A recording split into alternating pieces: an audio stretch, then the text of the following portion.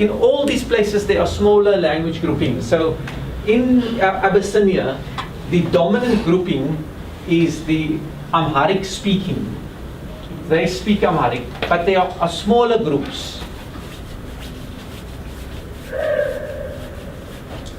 There are other groupings, Tigrinya and Oromo, for instance. The Tigrinya are the people who fight eventually in the 70s and 80s. They eventually fight for freedom in Eritrea. Okay, so the Abyssinia, what becomes Ethiopia, is dominated by the Amhara. They don't, or their political elite don't give much space to other groupings, and eventually the Tigrinya,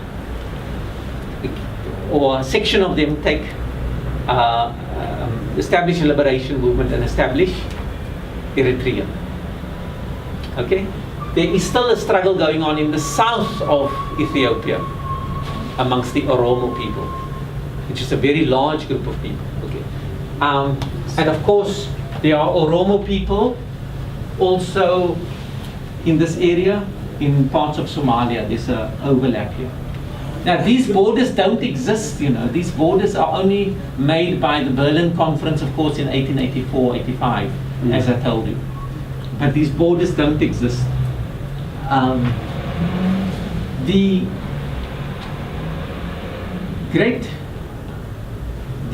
me just say something about this and we move to another part quickly, just to get you that corner.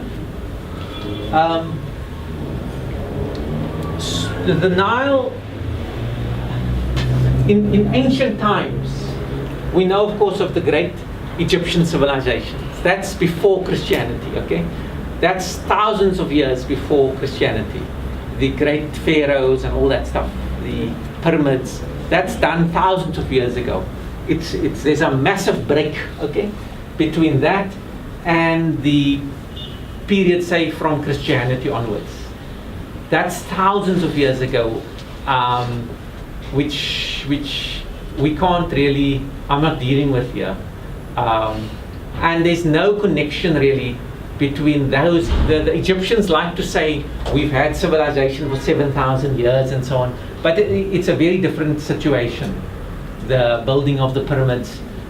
There are now African scholars and Afrocentrists who focus on Egypt and have become obsessed with Egypt as an African civilization.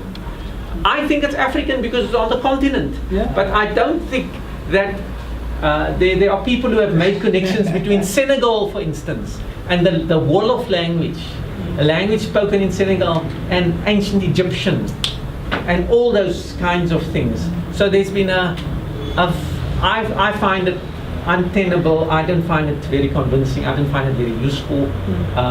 I think we should say, fantastic, this is on the African continent. I also must say that those ancient Egyptian societies relied very, very heavily on unfree labor, on slaves to build those things, you know, and people, you know, how many thousands of thousands. So if you're going to go on and praise all those ancient achievements, you must also say who built them.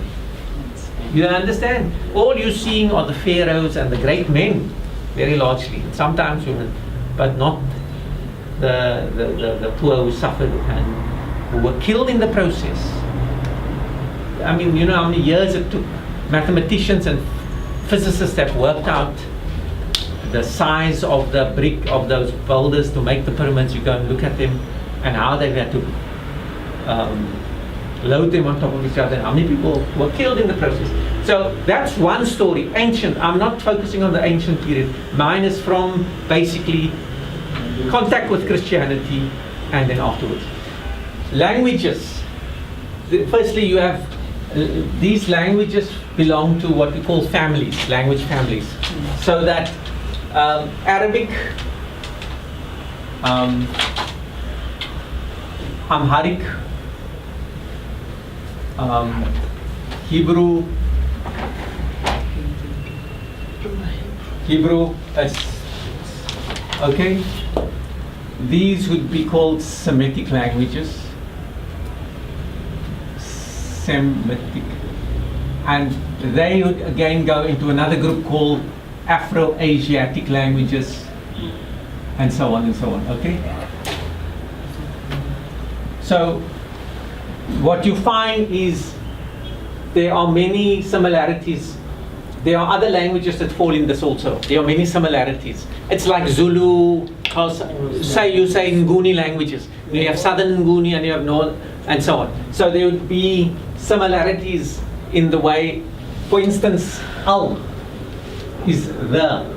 So there you have one Arabic word now, the, which becomes el in Hebrew.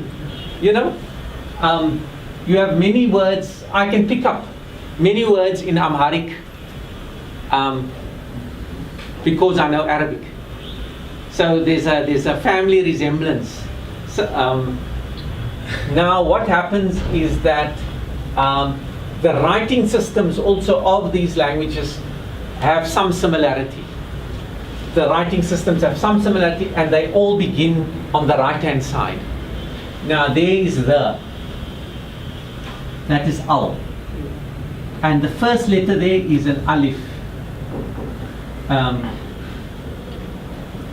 Interesting, in Hebrew, it's also aleph. The first letter of the Hebrew language is also aleph. This is one of the mysteries of language, at least of the languages of many of the languages, European languages, and the Afro-Asiatic languages. We have the beginnings of the alphabet starts AB. So we have AB. The Arabs have alif ba. In Hebrew it's alif bet, and so on. So fascinating, absolutely interesting. Okay, so yeah, so basically in this area you have the dominance of this is all mostly Afro-Asiatic languages. Why it's spoken as Afro-Asiatic? That's a later classification by the linguists. Okay. It's just a linguistic. Okay. The experts in language, linguists, historical linguists, have created these big language families, and then within the families, different streams and so on. I'm fascinated. I haven't studied it formally, but I sort of like to dabble and find out more and so on. So they are big. So the other big language grouping in Africa is the Niger,